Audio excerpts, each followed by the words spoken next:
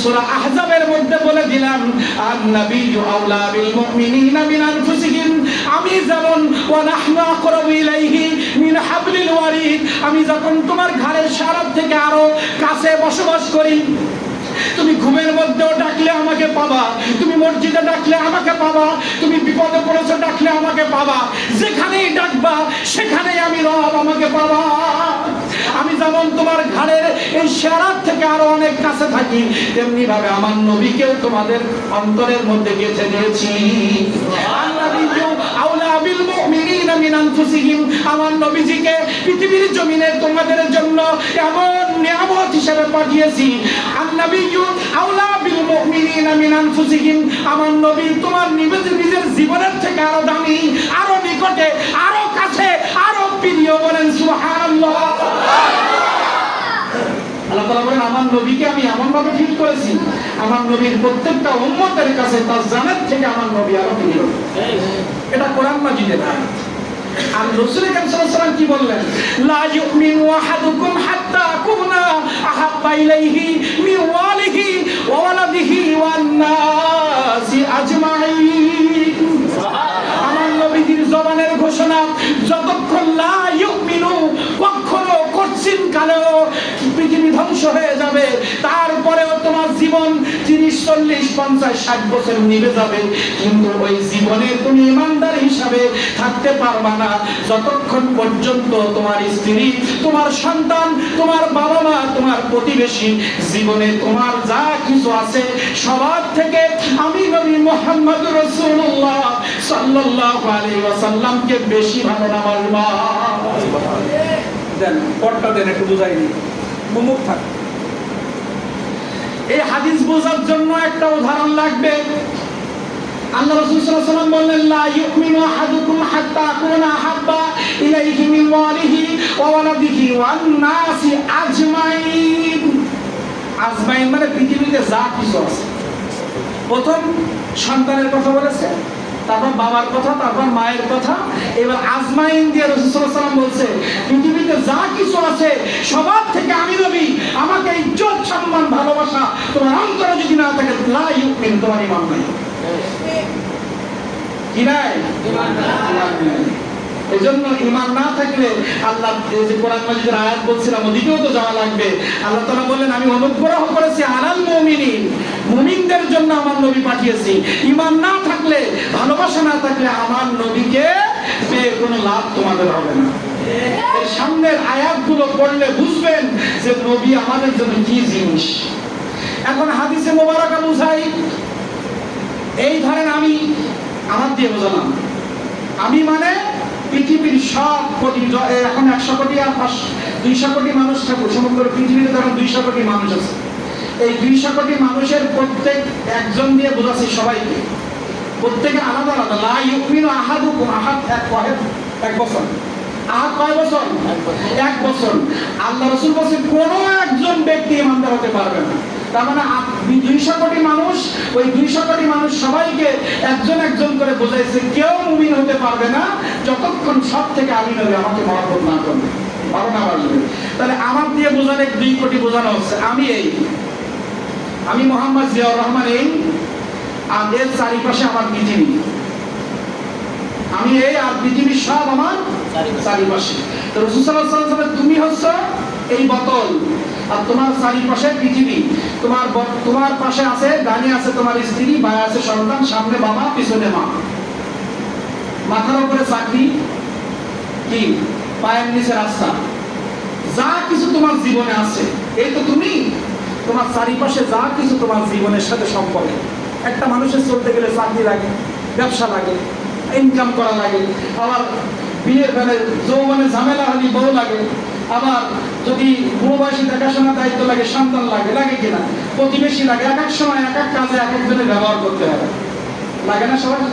তা বলছে সব কিছু এক সাইড আর তুমি এই, তা এই সব কিছু নিয়ে তুমি দুনিয়ায় চলবা, কিন্তু চলতে গিয়ে তুমি যদি ওই স্ত্রীর কারণে, বাবার কারণে, সন্তানের কারণে, ব্যবসার কারণে, চাকরির কারণে, দুনিয়ার কোনো স্বার্থের কারণে, দুনিয়ার অর্থের কারণে, ক্ষমতার কারণে যদি আমি নবী আমার মহব্বত থেকে পিছায় যাও, আমি নবী আমার জায়গায় তুমি তালবাহানা করো লা ইউমিনু।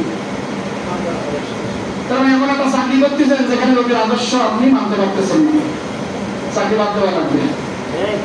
ব্যবসার মধ্যে ভেজাল দিলে সুন্নতের বাইরে রাসূলের আদর্শই আপনি এই আর এই চারিপাশে আপনার ব্যবসা চাকরি সবকিছু, কিন্তু আপনি দেখতেছেন যে ব্যবসার মধ্যে ভেজাল না দিলে আমার ব্যবসা হচ্ছে না। তো ভেজাল দেওয়া তো করতে পারবো না, এটা তো রাসূল সাল্লাল্লাহু আলাইহি ওয়াসাল্লামের কথা না, আল্লাহই বলেছে ভেজাল দেওয়া হারাম। তাহলে আপনি ব্যবসায় যদি ভেজাল দেন তাহলে আপনি কি রাসূলের উম্মত থাকতে পারবেন? রাসূলের ভালোবাসা দাবি করতে পারবেন? তাহলে আমার হাদিস তো বলছে লা ইউমিনু, লা ইউমিনু। এবার আসেন কোরআন মাজিদ থেকে একটু রাসূলের প্রেম বুঝি।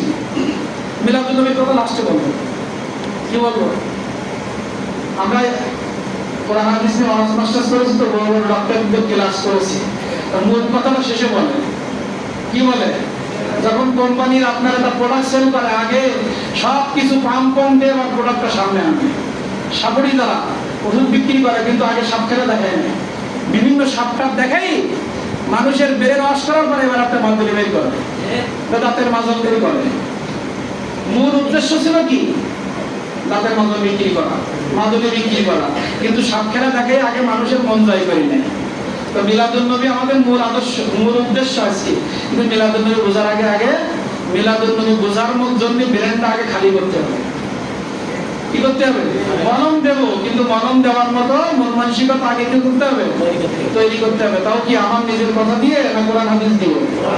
কোরআন হাদিস দিয়ে বুঝতে হবে আগে, তারপরে মনন বের হবে পরে, ঠিক কি না? মনন না খালি ভাষণ হবে না, যতই ওয়াজ করি না কেন। তাহলে এবার কোরআন মাজিদ কি বললেন? সূরাতুল আনফাল, প্রত্যেকটা নোট এখানে করা আছে, খাতা নিয়ে আসছি, সব দেখি পড়ার জন্য না, তাহলে এখানে সব আয়াত ভিত্তিক আছে। যদি কারো দেখার ইচ্ছা থাকে, আপনি যদি পড়ার যোগ্যতা আল্লাহ তাআলা আপনাকে দিয়ে থাকে, আপনি পড়বেন, সমস্যা নেই। আল্লাহ তাআলা বলেন, কুল ইন কানা আবাউকুম ওয়া আবনাউকুম ওয়া ইখওয়ানুকুম ওয়া আজওয়াজুকুম ওয়া আশীরাতুকুম ওয়া আমওয়ালুন ইকতারাফতুমুহা ওয়া তিজারাতুন তাখশাউনা কাসাদাহা ওয়া মাসাকিন তারদাউনাহা আহাব্বা ইলাইকুম মিনাল্লাহি ওয়া রাসূলিহি। আল্লাহু আহাব্বা ইলাইকুম মিন, আহাব্বা মানে মহব্বত, ভালোবাসা। আহাব্বা ইলাইকুম মিনাল্লাহি ওয়া রাসূলিহি। আল্লাহ তাআলা হে নবী আপনি বলেন, পৃথিবীবাসীকে কুল নির্দেশ করলেন। কুল আমরের সিগা। কুল যখন কাউকে বলা হয় তাকে একটা বিষয় নির্দেশ করে বলা হয় কাজ করার জন্য। কুলের মালিক আল্লাহ, কাজ করবেন নবী, কারণ কুলের মালিক আল্লাহ বলতেছেন, নবীকে আদেশ করতেছেন, কুল নবী হে আমার প্রিয় নবী আপনি পৃথিবীবাসীকে জানিয়ে দিন, ইন যদি, ইন মানে কি? যদি কানা তারা চায়, কি চায়? কানা তারা চায় আমি এবং আপনাকে, আমি আল্লাহ আমাকে এবং আপনি নবী আপনাকে যদি কেউ ভালোবেসে থাকে, মহাব্বতের দাবিদারে সত্যবাদী হয়ে থাকে, অরিজিনাল সত্যিকারের যদি আমি আল্লাহ আমাকে এবং আপনি নবী আপনাকে মহাব্বত করে থাকে, আপনি বলেন আবাউকুম ওয়া আবনাউকুম, তার বাবা মা, তার সন্তান সন্ততি, ওয়া ইখওয়ানুকুম, তার ভাই বিরাদার, ওয়া আশীরাতুকুম, তার প্রতিবেশী, ওয়া আশীরাতুকুম ওয়া আমওয়ালুন ইকতারাফতুমুহা, আমি যে মাল সম্পদ ক্রয় করার ক্ষমতা তাকে দিয়েছি, যে বুদ্ধি দিয়ে, যে যুক্তি দিয়ে, যে ক্ষমতা দিয়ে সে অর্থ উপার্জন করেছে, এই অর্থের থেকে, তার ভাইয়ের থেকে, বোনের থেকে, প্রতিবেশীর থেকে, তার স্ত্রীর থেকে যদি আপনি নবী আপনাকে আর আমি আল্লাহ আমাকে তাদের সবার থেকে বেশি মহব্বত না করে, সে ঈমানদার হতে পারবে না। এটা গেল একটা আয়াত।